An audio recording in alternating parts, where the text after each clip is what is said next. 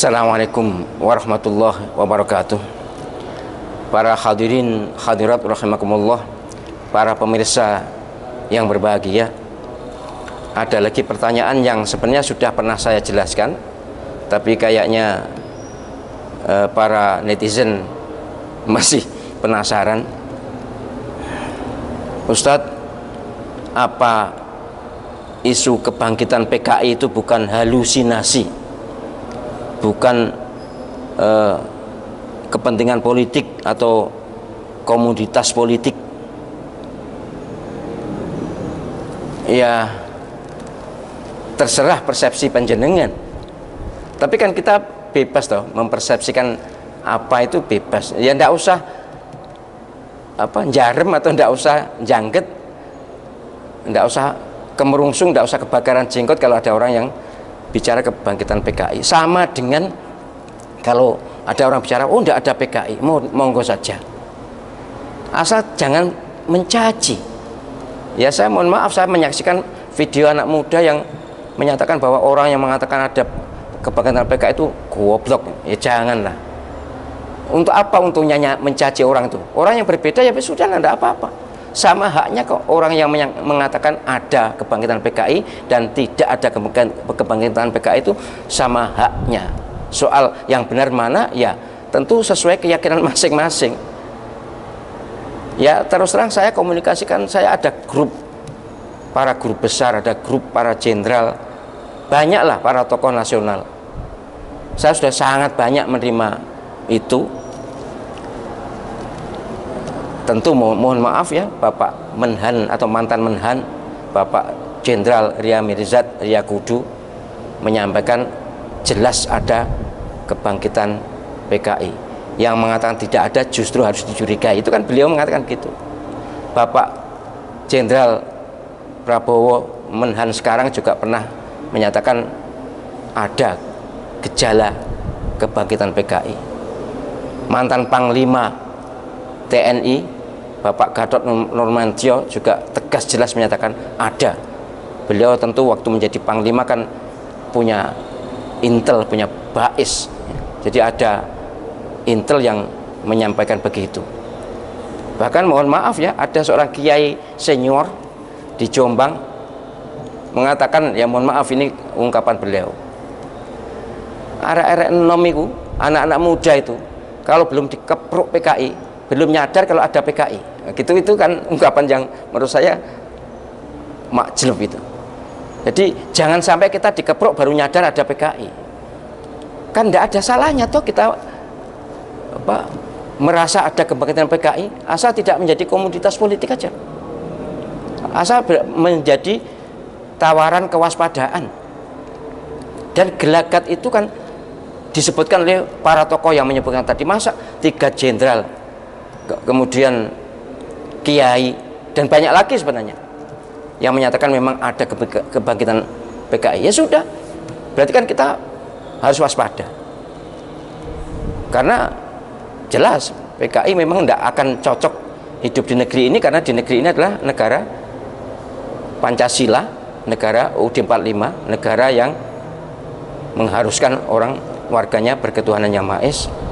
Dan tidak kalah penting adalah kalau bicara soal sejarah pemberontakan PKI, yang berhak bicara itu yang tua-tua, yang muda-muda tidak tahu apa-apa. Wong saya aja menangi atau mengalami yang tahun 65, yang tahun 68 tinggal cerita. Jadi kita kalau ada orang bicara soal PKI, kita lihat umur berapa dia. Kalau umur masih muda ya mereka berasal dari generasi tuanya. Ya saya salut ada generasi muda yang langsung bisa mempercayai bahwa memang ada gelagat kebangkitan PKI. Dan kalau ada pernyataan begitu kan tidak perlu ada yang tersinggung. Kenapa memang mesti tersinggung kalau dikatakan ada kebangkitan PKI? Kenapa mesti tersinggung? Kan penjenengan bukan PKI.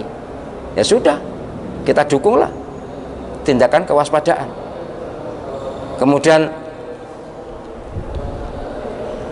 dilarangnya pemutaran film G30S, dihilangkannya matra sejarah pemberontakan PKI, kemudian adanya penulis buku Aku Bangga Menjadi Anak PKI, kan itu menjadi indikator.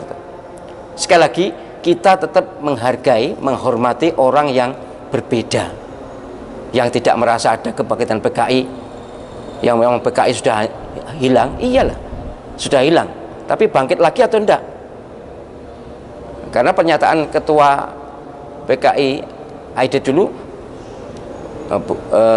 tokoh-tokoh PKI juga Sam Kamaruzzaman menyatakan kita akan bergerak seperti hantu, kan. Jadi sekali lagi, masalah ini bagi kami umat Islam yang tahun 65 berhadapan langsung, tahun 48 juga menjadi korban langsung pemberontakan PKI, kami meyakini gejala itu ada sekarang. Bahkan almarhum Kiai Haji Ahmad Hashim Muzadi juga termasuk yang menekankan iya ada. Sejak reformasi itu ada geliat begitu. Bahkan beliau mohon maaf ya membisiki saya, nanti kalau berhasil bangkit, sasaran utama dan pertama adalah Banser. Mengapa Pak Yai? Saya bilang, karena dulu yang berjasa besar membantu pemberantasan PKI kan Banser. Baiklah, seruan saya, himbauan saya, harapan saya sekarang ini, semua warga negara Indonesia, mari bersatulah menjadi warga NKRI yang menjunjung tinggi kerukunan, menjunjung tinggi toleransi, jangan menghembus-hembuskan perpecahan dan perbedaan. Tapi kalau ada yang menghembuskan soal kebangkitan PKI, tidak salah, memang PKI dilarang di negeri ini. Justru itu kewaspadaan yang bagus, dukunglah. Kalau penyiar nggak mendukung, malah ya seperti kata Pak Ria Mizat itu, kenapa sih kok nggak mendukung disebut ada kebangkitan PKI? Padahal itu adalah langkah positif, preventif, kewaspadaan. Jadi yang menjadi catatan akhir saya terkait dengan kebangkitan PKI, kalau ada yang meyakini PKI akan bangkit, bahkan sudah bangkit, ya jangan dicela, jangan disalahkan, itu satu pilihan pendapat. Dengan demikian ada tindakan preventif. Kalau ada yang menyatakan tidak, ya itu hak mereka. Kenapa kalau radikal dianggap oh pasti ada, kalau bangkitan kebangkitan PKI di mana? Ya mohon maaf ya, saya tidak ingin bertengkar soal ini. Saya hanya ingin mari kita saling menghargai pendapat yang berbeda. Jangan mencaci, jangan mencela, apalagi berkata kasar dan berkata yang menyakitkan hati sesama anak bangsa. Demikian yang perlu saya jelaskan ulang. Moga-moga menjadi bagian kesadaran bersama bahwa kita tinggal mengisi kemerdekaan yang sudah diperjuangkan oleh Founding Fathers dengan dasar ketuhanan yang Maha Esa, kemanusiaan yang adil dan beradab, persatuan Indonesia, kerakyatan yang dipimpin oleh hikmat kebijaksanaan dalam permusyawaratan perwakilan, keadilan sosial bagi seluruh rakyat Indonesia. Ini adalah yang kemudian kita kenal sebagai Pancasila, itu dasar negara. Dan komunis, Leninis, Marxis, ateis tidak ada tempat di negara kesatuan Republik Indonesia yang berdasarkan Pancasila, sila pertama, ketuhanan yang Maha Esa itu. Terima kasih perhatiannya. Mohon maaf segala khilafan kesalahan. Subhanakallahumma wa bihamdika asyhadu an la ilaha illa anta astaghfiruka wa atubu ilaik. Assalamualaikum warahmatullahi wabarakatuh.